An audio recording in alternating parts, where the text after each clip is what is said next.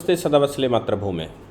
अभी जी न्यूज़ पर मैं एक बहस में था। देवकीनंदन जी ने कोई बयान दे दिया।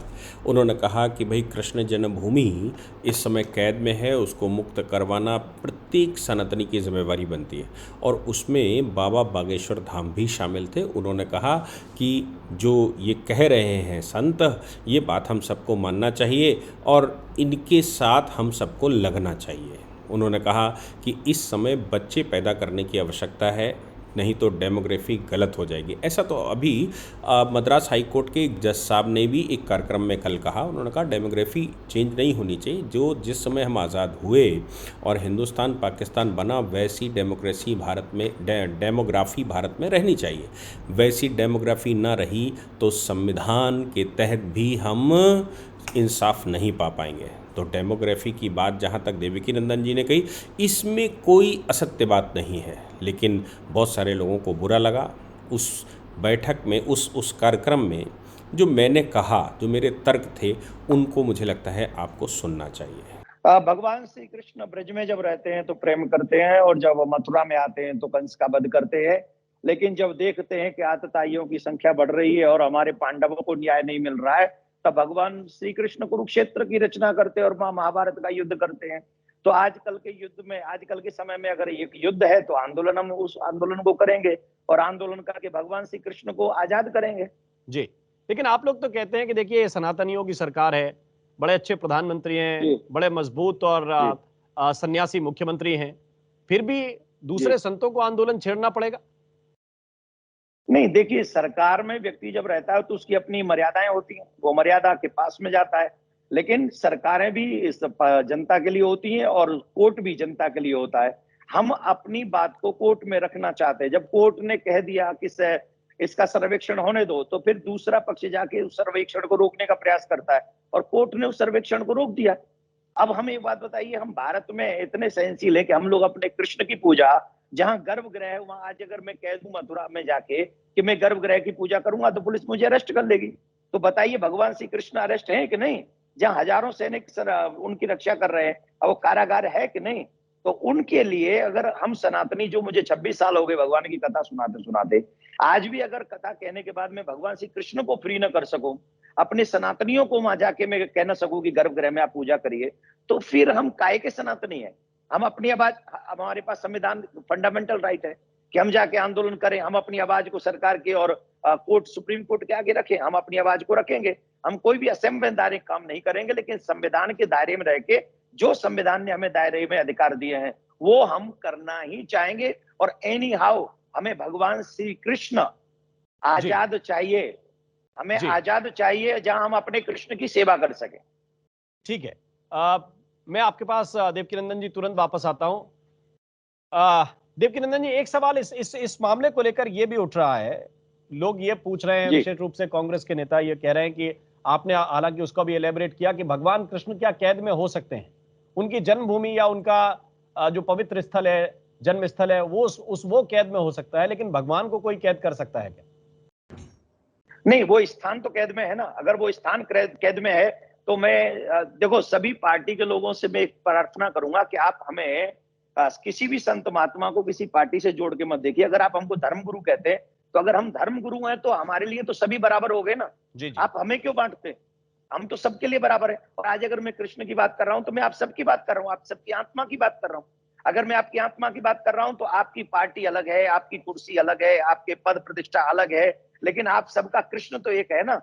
जिस कृष्ण की भूमि हम लोगों ने अरेस्ट कर रखी है, उस कृष्ण की भूमि पर हम सबको एक साथ होकर नहीं लड़ना चाहिए। हम कोई मक्का में थोड़ी करें कि कृष्ण मंदिर बनाना है, हम कोई पक्का पाकिस्तान में थोड़ी करें। हम मथुरा में रहकर, और मैं आपके माध्यम से एक क्वेश्चन सबसे करूंगा, जिनको मेरे इस संकल्प से किसी को द्रोह है, तो मैं उनसे एक प्रश्न करूंगा कि वो सभी मिलकर मुझे एक बात बता दें, जिस जगह पर ये मस्जिद बनी हुई है, क्या कुरान में मथुरा का नाम है? उनकी पूजा वर्षिप कोई भी स्थान किसी रिलीजियस बुक में हो तो बता दे। अगर नहीं है तो मेरे कृष्ण के स्थान को घेर के बैठे हुए मुझे भिक्षा दे। अगर आप मुझे भिक्षा नहीं दो, मैं सुप्रीम कोर्ट में जाऊंगा। मैं कोर्ट में जा रहा हूं, कोर्ट में जा रहे हैं, तुम्हारा जो करना है उस पर भी रोक ला रहे हैं, तो फिर हमें आंदोलन करना ही पड़ेगा। हम सनातनियों को जगाएंगे, निश्चित जगाएंगे और अपने कृष्ण को आजाद करके रहेंगे। और आपके जितने भी व्यूअर्स हैं, मैं आप सबसे भी आह्वान करता हूं कि आप लोग सब अपने कृष्ण के लिए उस आंदोलन से जुड़िए और एक ऐसा विशाल आंदोलन हम सब पार्टी से ऊपर उठकर अपनी विचारधाराओं से ऊपर देवकीनंदन ठाकुर जी, जो दो कृष्ण हम प्रश्न सबके हैं उसके लिए। दो छोटे छोटे प्रश्न हैं। आप तो ये सनातनियों को जगाने की प्रक्रिया में 25 साल से हैं और लगातार इसमें लगे हुए हैं। अभी नया स्वरूप क्या होगा इस आंदोलन का? क्योंकि आप कथा के माध्यम से लोगों को जागरूक करने के लिए तो वर्षों से काम कर रहे हैं। इस आंदोलन का नया स्वरूप क्या होगा? पहले तो ये इसका उत्तर दीजिए, फिर एक और मैं प्रश्न पूछूंगा आपसे। जी, दूसरा ही पूछ लो, इसको मैं बाद में दूंगा। नहीं, दूसरा प्रश्न ये है कि आप पहले कहते हैं कि संविधान की रोशनी में सब कुछ होगा, संविधान के विरुद्ध कुछ नहीं करेंगे, लेकिन उसकी राह में एक महत्वपूर्ण एक्ट है जिसको प्लेसेस ऑफ वर्शिप एक्ट कहते हैं, वो व्यवधान है बड़ा, जो कानूनी जानकार बताते हैं। उसको लेकर क्या करेंगे और क्या सरकार से आपकी मांग है? आपको एक बात बता दें, पहली बात तो यह है कि उसको भी हटाने का अधिकार सरकार को है जी, हम उससे प्रार्थना करेंगे। दूसरी बात, हमने उसके अगेंस्ट में सुप्रीम कोर्ट में याचिका डाली हुई है और हमने उनसे पूछा है कि ऐसी कौन सी कंट्री है जिस कंट्री में बहुसंख्यक लोगों को कोर्ट के सामने जाने के लिए भी उनको मना किया जाएगा। हम 100 करोड़ लोग हैं, 100 करोड़ अपनी बात कोर्ट में नहीं रखेंगे तो कहां रखेंगे? जरा बताइए। ये जो धारा बनाई गई थी, कानून बनाया गया था, हम सनातनियों का गला घोटने के लिए बनाया गया था। हम कोर्ट के आगे कौन जाएगा? जिसकी बात समाज में नहीं बनी वो कोर्ट में जा रहा है, और जो कोर्ट में जा रहा है अगर उसे कोर्ट में जाने ही नहीं दिया जाएगा तो ये अन्याय हमारे साथ। इसका मतलब है आप इस देश के 100 करोड़ लोगों को इस देश का नागरिक नहीं मानते। अगर हम अपनी बात कोर्ट में नहीं कर सकते, इसका मतलब है कि आपने 100 करोड़ लोगों की भावनाओं का जो है कत्ल कर दिया। आपने 100 करोड़ लोगों को नागरिक ही नहीं समझा इस देश का। तो जब 100 करोड़ लोग मान लेगा कि हम नागरिक नहीं है, तब ये देश कैसे रहेगा? क्या कानून होगा इस देश में? तो मैं नहीं मानता। मुझे लगता है कि हम कोर्ट में भी जाएंगे, कोर्ट भी हमारी बात सुनेगा, हमारी बात सरकार सुनेगी। मैं 2 प्रश्न पूछना चाहता था शायद, लेकिन देवकीनंदन जी चले गए। पहला तो ये, जो कुछ भी देवकीनंदन जी आदर से उनसे कह रहा हूं, जो कुछ भी वो मांग कर रहे हैं, सड़क पे उतरने की बात कर रहे हैं, आंदोलन की बात कर रहे हैं, राम मोहन जी, हमारा ये लोकतंत्र है और लोकतंत्र की प्रक्रिया ये होती है कि मेरा जो भी डिमांड है वो मैं अपनी सरकार चुनकर और चुनी हुई सरकार के सामने रखूं। हमारी असेंबलीज, हमारा पार्लियामेंट उसके ऊपर चर्चा करे और चर्चा के तहत उसका समाधान हो। सड़क के ऊपर उतरने का ये मतलब है कि आपको सरकार के ऊपर भरोसा नहीं है। ऐसे आपने सीए वालों को सलाह दी थी क्या? दूसरी इंपॉर्टेंट बात, नहीं, आपने ऐसी सीए वालों को सलाह दी थी? हाँ, जो पूरा रास्ता जाम करके बैठे थे। सरकार के विरोध में था। ये सरकार के विरोध में करेंगे ना, तो ये भी तो सरकार से मांग कर रहे हैं, उनकी बात नहीं सुनी जा रही तो। हाँ, अरे भाई, सरकार के विरोध में हमने एनटीसीए आंदोलन ये भी तो कह रहे हैं हम सरकार से ही मांग करेंगे सड़क पे जाके, और किससे मांग करेंगे? सरकार, भाई उन्होंने कहा कि हमने सुप्रीम कोर्ट में याचिका डाली हुई है कि 1991 का जो प्लेसेस ऑफ वर्शिप एक्ट है वो गलत है, हमारी भावनाओं को घोंटने के लिए है, तो ये सरकार के विरुद्ध नहीं हुआ। अच्छा, दूसरी और आपत्ति है, राम मोहन जी कोई और जवाब दे देगा इसका। दूसरी आपत्ति मेरी ये है कि इनकी सरकार पाकिस्तान में। एक मिनट आप ही जवाब देना, विनोद बंसल जी आप ही जवाब देना। 1991 से लेके आज 2023 तक 31 साल लेट हो गए विनोद बंसल जी। आप 31 साल लेट हो गए, इसका जवाब दीजिए जनता को।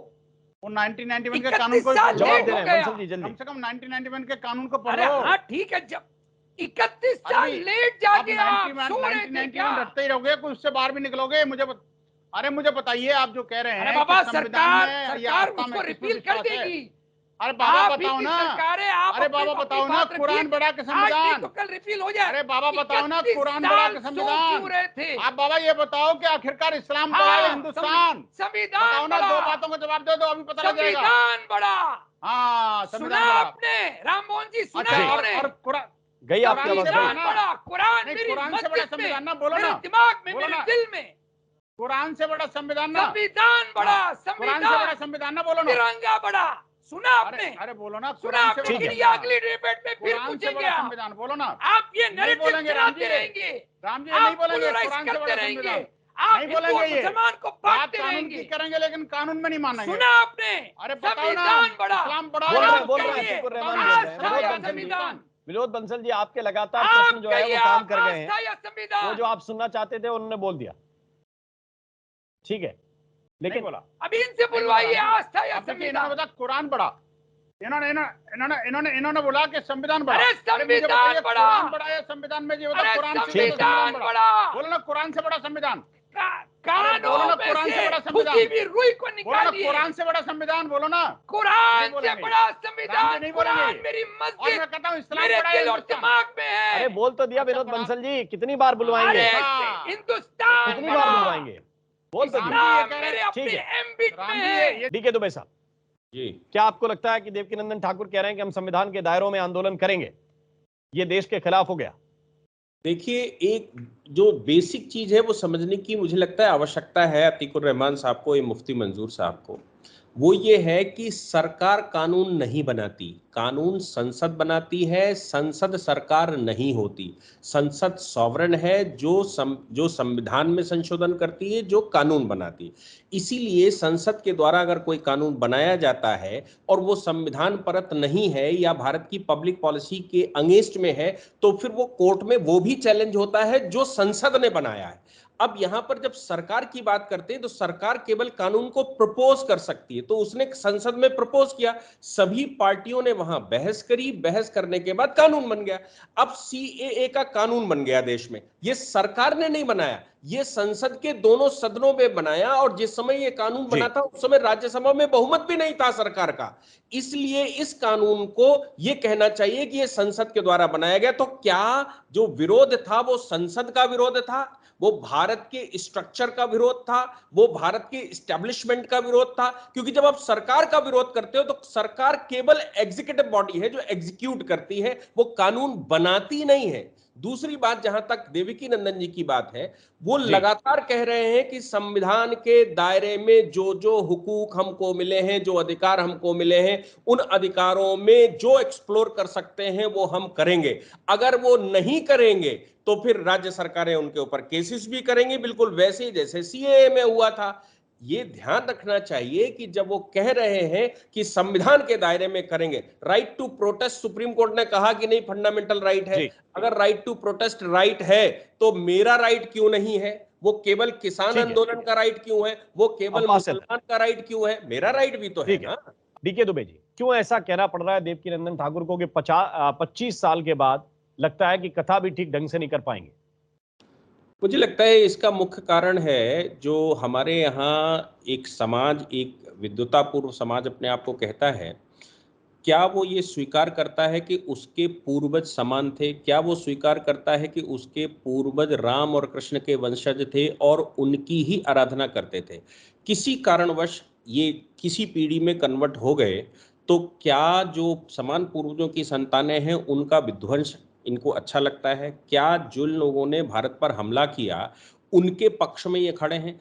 क्या इनके मन में कभी ये बात नहीं आती कि हमारे देश के अंदर जो उनके जिनको वो फॉलो कर रहे हैं उन्होंने जो गलत किया है उसको सही अपनी तरफ से किया जाए, ताकि हिंदू समाज आपके साथ ये कह के खड़ा हो कि कोई बात नहीं है, आपने संप्रदाय परिवर्तन कर लिया है, आप किसी की पूजा आराधना करने लगो, लेकिन तुम अभी भी मेरे भाई हो क्योंकि मेरा कोई नुकसान नहीं कर रहे हो आराधना बदलकर। अगर दिमाग में ये रहता है कि आराधना बदलकर हम नुकसान करेंगे, जो मंदिर तोड़े गए हैं, जिनको विध्वंस किया गया है, उन मंदिरों को दोबारा नहीं बनने देंगे, तो फिर ये दर्शाता है कि आप आक्रांताओं के साथ खड़े हैं। अच्छा, आक्रांताओं के साथ अगर आप खड़े दिखाई देंगे तो दूसरा समाज जो बहुसंख्यक समाज अपने आप को कहता है और पीड़ित है, उसका स्वाभाविक बात मुंह से निकलेगी कि साहब करें तो आखिर करें क्या। इसलिए इस तरह की बातें कहनी पड़ती हैं। लेकिन जहां तक बात प्लेसेस ऑफ वर्शिप एक्ट की हमारे एक भाई ने कहा, प्लेसेस ऑफ वर्शिप एक्ट में एक बात और है, सबसे पहले तो ये निर्धारित करना पड़ता है कि ये प्लेस वर्शिप का है किसका। इसके लिए खुदाइयां करनी पड़ती हैं, इसके लिए पहचान करनी पड़ती है। तो जब ये पहचान हो जाए कि ये स्थान जन्मभूमि है या ये स्थान ईदगाह है, तब उसके बाद प्लेसेस ऑफ वर्शिप एक्ट लागू होता है। तो सबसे पहले तो निर्धारण यही करना पड़ेगा ना। काशी वाले मामले में ऑनरेबल सुप्रीम कोर्ट ने यही कहा कि सबसे पहले तो वहां सर्वे हो जाना चाहिए, पता तो लगेगा आखिर ये है क्या, कि बाहर बोर्ड कोई और लगा है और अंदर कोई और बैठा है। इसलिए अब आज के समाज को, संतों को इस तरह के आवाहन करना मजबूरी बन जाती है। 75 साल स्वतंत्रता के बाद भी उनकी सुनवाई नहीं हो रही या समाज अपने आप सामने नहीं आ रहा, इनका समाज सामने नहीं आ रहा। आपने सुना कि कैसे हमारे देश के अंदर आक्रांताओं के जो वंशज हैं या आक्रांताओं की जो आराधना करते हैं वो क्या आवाहन करते हैं, कैसे कहते हैं, वो क्या सोचते हैं। मैं समझ नहीं पा रहा हूँ कि वो क्यों नहीं मानते। जय हिंद, जय भारत, वंदे मातरम।